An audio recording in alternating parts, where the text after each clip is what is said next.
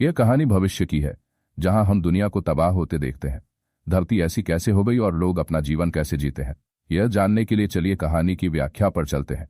Film की शुरुआत भविष्य की दुनिया को दिखाने से होती है, जब पूरी दुनिया का माहौल और सब कुछ बहुत खराब था। हाल ही के वैज्ञानिकों ने प्रयोग करने की कोशिश की। उन्होंने पेड़ पौधों का डीएनए बदलने की कोशिश की, लेकिन उनका प्रयोग पूरी तरह से विफल रहा, क्योंकि उन्होंने पौधों का डीएनए तो बदल दिया, लेकिन वह इतना खतरनाक हो गया कि वह इंसान की जान का दुश्मन बन गया। उन्होंने लोगों को बुरी तरह से इकट्ठा करके उन्हें शिकार बनाया, जिससे हालात इतने खराब हो गए कि धरती ऐसी हो गई और यह खतरनाक वायरस हर जगह फैल गया। जाहिर है, ऐसी स्थिति में जिंदा रहना बहुत मुश्किल था। हर कोई अपनी जान को लेकर चिंतित था। इस वजह से लोगों ने भी खुद को दो हिस्सों में बांट लिया। जैसे अमीर लोग आम लोगों से अलग एक कॉलोनी बनाते हैं और वहां रहते हैं। इसका नाम सिटाडेल था। सिटाडेल कॉलोनी का माहौल बाहरी दुनिया से बहुत अलग था। यह रहने लायक था और किसी भी चीज की कोई दिक्कत नहीं थी। वहां की जमीन भी बहुत अच्छी थी। इसके अलावा घर के लोगों ने अपने बीजों को इस तरह से बदल दिया कि वे कुछ भी उगा सकते थे, लेकिन घर के लोग बाहरी लोगों को तब बीज देते थे जब उन्हें उनके खून या अंगों की जरूरत होती थी। खून और अंगों के बदले में बेचारे बाहरी लोगों को बीज मिल रहा था, लेकिन घर के लोगों ने उन बीजों को इस तरह से बंद कर दिया था कि बाहरी लोग सिर्फ एक तरह की फसल ही ले सकते थे और कुछ बीजों को खोलने के लिए एक कोड की जरूरत होती थी, जिससे हम अंदाजा लगा सकते हैं कि ऐसी स्थिति में बाहरी लोगों का जिंदा रहना बहुत मुश्किल था। इसके बाद हम कहानी की मुख्य पात्र वेस्पर नाम की एक लड़की को देखते हैं। यह फिल्म उसके नाम पर ही बनाई गई थी। वेस्पर अपने लकवाग्रस्त पिता के साथ बाहरी दुनिया में रहती थी। उसके पिता चल नहीं सकते थे, उसकी हालत भी बहुत खराब थी। अब उसके पिता पहले गढ़ के लोगों के लिए काम करते थे और वहीं रहते थे, लेकिन धीरे धीरे जब उसके पिता लकवाग्रस्त हो गए तो गढ़ के लोगों ने उसे बाहर निकाल दिया। मदद के तौर पर उन्होंने उसे एक रोबोट दिया जो ड्रोन जैसा दिखता था, ताकि वो इसके जरिए किसी से संपर्क करके मदद मांग सके। अब इस ड्रोन रोबोट में वेस्पर के पापा के दिमाग का कुछ हिस्सा डाला गया था और उसका बाकी शरीर बिस्तर पर लकवाग्रस्त पड़ा था। हम देख सकते हैं कि वेस्पर बहुत समझदार और बहादुर लड़की है। वो बहुत अच्छे से जानती है कि इन हालातों में कैसे जिंदा रहना है। उसने अपनी एक छोटी सी लैब बना रखी थी, जहां वो पेड़ पौधों की जेनेटिक्स को अपने हिसाब से बदलती थी। वो उन पर एक्सपेरिमेंट करती थी। साथ ही अपने पापा को जिंदा रखने के लिए वो लाइफ सपोर्ट सिस्टम के जरिए उनका इलाज कर रही थी, जिसके लिए एक मशीन की जरूरत थी, क्योंकि तभी लाइफ सपोर्ट सिस्टम काम करता था और इसलिए उसके पापा अभी जिंदा थे। अब एक दिन जब वेस्पर ड्रोन रोबोट लेकर घर आ रही थी, उसने देखा कि किसी ने मेरे पापा के लाइफ सपोर्ट सिस्टम की बैटरी चुरा ली है। इससे वेस्पर चिंतित हो गई और अब उसे न चाहते हुए भी अपने चाचा से मदद लेनी पड़ेगी, जो बहुत बुरे इंसान है, और वो उनके पास जाती है। दरअसल उसके चाचा एक अनाथालय चलाते थे, यानी जहां बेघर बच्चों को रखा जाता है।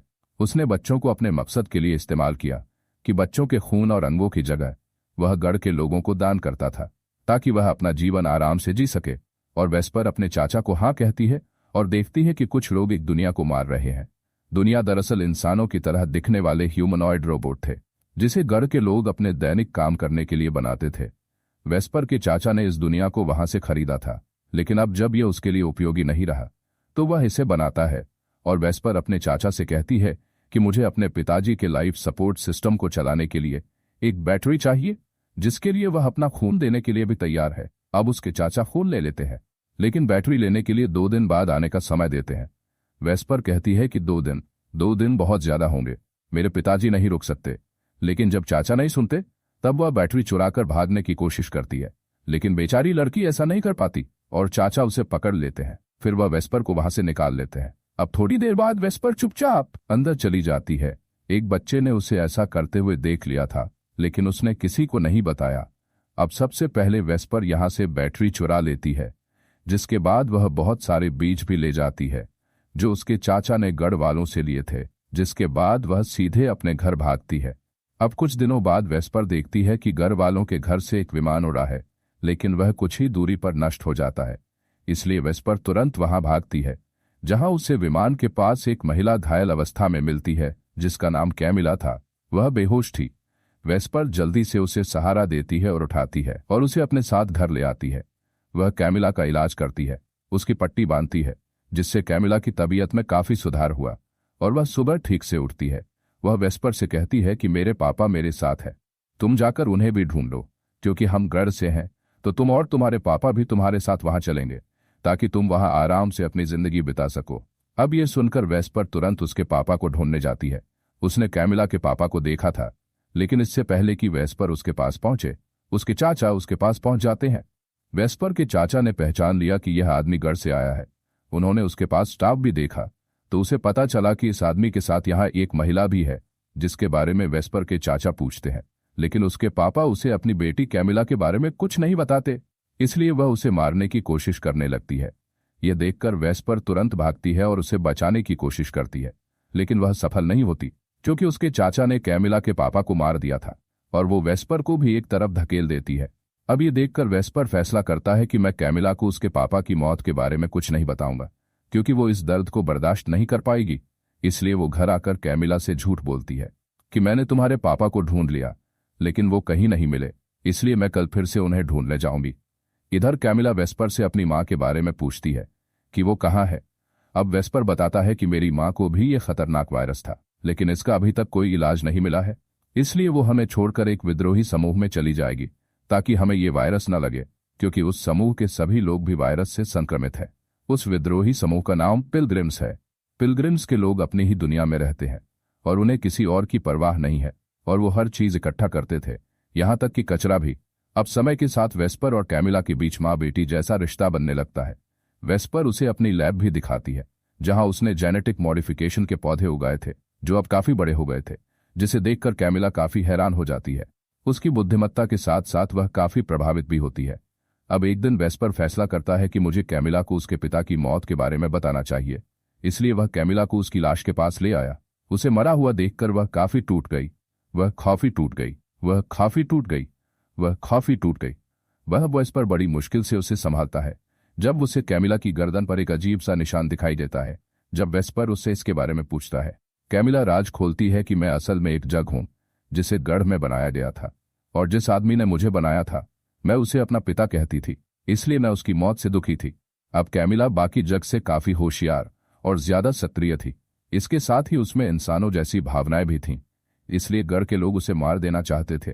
उसे बचाने के लिए कैमिला के पिता विमान से गढ़ से भाग रहे थे, लेकिन बीच रास्ते में ही उनका विमान नष्ट हो गया, इसलिए वे ज्यादा दूर नहीं जा सके। कैमिला वेस्पर से एक और बात के लिए माफ करने के लिए कहती है, मैंने तुमसे झूठ बोला था कि हम तुम्हें और तुम्हारे पिता को गढ़ में ले जाएंगे। अब यह तो जाहिर है कि हम वहां से भाग गए थे, इसलिए वापस जाने का सवाल ही नहीं था।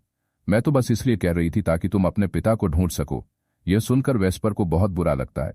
वह कैमिला पर गुस्सा हो जाती है और उस पर बहुत गुस्सा करती है कि तुमने मेरा दिल तोड़ दिया, क्योंकि उसके बाद मैं तुम्हें आखिरी उम्मीद मानने लगी थी। वापस आने के बाद वेस्पर के पिता ड्रोन रोबोट के जरिए वेस्पर से बात करते हैं और उससे कहते हैं कि तुम्हें कैमिला को माफ कर देना चाहिए, क्योंकि वह इस समय बहुत दुखी है, वह टूट चुकी है। तब वेस्पर अपने पिता की बात सुनती है और उसे माफ कर देती है और उससे बात करने लगती है। अब एक दिन वेस्पर को याद आया, वह इसलिए क्योंकि कैमिला भी गढ़ से आ चुकी है, तो हो सकता है कि उसके खून, डीएनए और कोशिकाओं से खोए हुए बीजों को खोला जा सके, ताले तोड़े जा सकें, जिससे बीज इस्तेमाल करने लायक हो जाए। वेस्पर ऐसा करता भी है, लेकिन इसका कोई फायदा नहीं होता, जिसकी वजह से वेस्पर निराश और परेशान रहता है। कैमिला उसे परेशान करके एक संगीत बजाती है जो उसके पापा ने उसे सिखाया था, तो कैमिला की कोशिका की मदद से बीज अपने आप अनलॉक हो जाते हैं। इसका मतलब है कि यह ध्वनि बीजों को अनलॉक करने का कोड था, और इसी वजह से कैमिला के पापा ने उसे संगीत सिखाया था। वेस्पर यह सोचकर बहुत खुश होता है कि अब इन बीजों की मदद से वह जितनी चाहे उतनी फसल उगा सकती है, जिससे हम भी अपनी जिंदगी आराम से गुजार सकते हैं, एक घर की तरह, और हमें वहां जाने की भी जरूरत नहीं है। अब एक दिन जब वेस्पर घर पर नहीं थी, तब उसके चाचा यहाँ आते हैं। जब वह कैमिला को यहाँ देखते हैं, तब वह उसे अपने साथ ले जाने लगते हैं, लेकिन जब वह कैमिला की गर्दन पर निशान देखते हैं, तब उन्हें यह जानने में कोई हिचकिचाहट नहीं होती कि यह लड़की असल में एक बदमाश है। लेकिन इससे पहले कि वह कैमिला के साथ कुछ करे, यहाँ वेस्पर भी आ जाती है और वे दोनों उसके चाचा पर हमला कर देते हैं और दोनों मिलकर उसे काबू में कर लेते हैं। अब वेस्पर अपने चाचा को नहीं मारती, वह उसके सामने एक शर्त रखती है कि अगर तुम गढ़ के लोगों को कैमिला के बारे में कुछ नहीं बताओगे, तो मैं तुम्हें उन बीजों को खोलने का फार्मूला बता दूंगी, जिससे तुम और तुम्हारे अनाथालय के बच्चे कभी भूख से नहीं मरोगे। अब पहले तो उसका चाचा शर्त के लिए राजी हो जाता है, लेकिन वह इनाम पाने के लिए बहुत लालची थी, इसलिए वह घर वापस आता है और गढ़ के लोगों से संपर्क करता है और उन्हें कैमिला और बीजों के खुलने के बारे में बताता है। इसलिए रात को गढ़ के रेंजर चाचा के पास आते हैं। वे उसे पहले मार देते हैं, क्योंकि वे नहीं चाहते थे कि हमारे बीजों के बारे में किसी को कुछ पता चले। जिसके बाद वे वेस्पर के घर जाते हैं। वेस्पर और कैमिला को उनके आने का पता चल जाता है, इसलिए कैमिला खुद को रेंजरों के हवाले करने का फैसला करती है, जिससे वे वेस्पर को छोड़ देंगे और मेरे साथ जो चाहे करेंगे। जिस पर वेस्पर के पिता उन दोनों को बताते हैं कि वे वैसे भी वेस्पर को मार देंगे, वे उसे नहीं छोड़ेंगे, क्योंकि अब उसके पास बीजों को अनलॉक करने का कोड है। इसलिए तुम दोनों को यहां से भाग जाना चाहिए, ताकि जब रेंजर्स यहां आए वे तुम्हारे बिना वापस चले जाए। इसलिए तुम दोनों ऐसा करो और बिना कुछ किए वहां से भाग जाओ। जैसे ही रेंजर्स वेस्पर के घर आए, उसके पिता ने अपने ड्रोन के सेल्फ डिस्ट्रक्टिव सिस्टम को चालू कर दिया, यानी वो सिस्टम जो खुद को बम से उड़ा लेता है, जिसकी वजह से वहां एक बड़ा धमाका होता है। और होता यह है कि वेस्पर के पिता उसके साथ थे। सारे रेंजर्स मारे जाते हैं। वो दोनों दूर से ये सब देख रहे थे। अपने पिता की मौत से वेस्पर बेकाबू हो जाती है। वो पूरी तरह से टूट चुकी होती है। फिर कैमिला बड़ी मुश्किल से उसे संभालती है, ठीक वैसे ही जैसे वेस्पर ने उसे संभाला था। लेकिन कुछ रेंजर्स जो बचे थे वो उनका पीछा करते हैं, क्योंकि उन्होंने उन दोनों को देख लिया था, जिसकी वजह से उन्हें वहां से भागना पड़ता है। अब ये लोग जहरीले पौधों के बीच में आ गए। उनके पीछे रेंजर्स भी थे, और क्योंकि कैमिला को इन जहरीले पौधों के बारे में पता था, इसलिए वो 2 रेंजर्स को यहां फंसाकर मार देती है। जिसके बाद उन्हें 2 और विमानों के आने की आवाज सुनाई देती है। इसका मतलब है कि वो कैमिला को इतनी आसानी से नहीं छोड़ने वाले थे। कैमिला को भी इस बारे में पता था, इसलिए वो खुद को रेंजर्स के हवाले करने का फैसला करती है, ताकि वेस्पर उन मधुमक्खियों के साथ यहां से आसानी से निकल सके। लेकिन वेस्पर उसे ऐसा करने से रोक रहा था। लेकिन कैमिला ने जाने का फैसला कर लिया था। अब कैमिला के पास किसी को भी सुला देने की शक्ति थी। इस शक्ति से वो वेस्पर को गहरी नींद में सुला देती है, और अगली सुबह जब वेस्पर उठती है तो देखती है कि कैमिला यहां नहीं है, जिसका मतलब साफ था कि वो रेंजर्स के साथ वापस गढ़ में चली गई है। और वेस्पर भी उसके घर आती है, जहां सब कुछ नष्ट हो गया था। वो अपने घर की जमीन में कुछ बीज बोती है, ताकि यहां फसलें उग सकें। फिर कुछ बच्चे उसके पास आते हैं, जो असल में उसके चाचा के अनाथालय के बच्चे थे। अब वेस्पर उन बच्चों को लेकर तीर्थयात्रियों के पीछे जाती है, ताकि उन्हें कुछ मदद मिल सके। जब वो आती है तो देखती है कि तीर्थयात्रियों ने ढेर लगा रखा है, और एक बहुत बड़ी मीनार जैसी इमारत बना रखी है, जिस पर वेस्पर चढ़कर उसके ऊपर आ जाती है और अपने पास मौजूद बीज हवा में फेंक देती है और उसे चारों तरफ फैला देती है। जिसका मतलब था कि आने वाले समय में ऐसी फसलें चारों तरफ उगेंगी जिसे इंसान खा सकेंगे, जिससे सब कुछ ठीक हो जाएगा और जिंदगी जीने लायक हो जाएगी। एक बार फिर, और इसी उम्मीद के साथ ये कहानी यहीं खत्म होती है।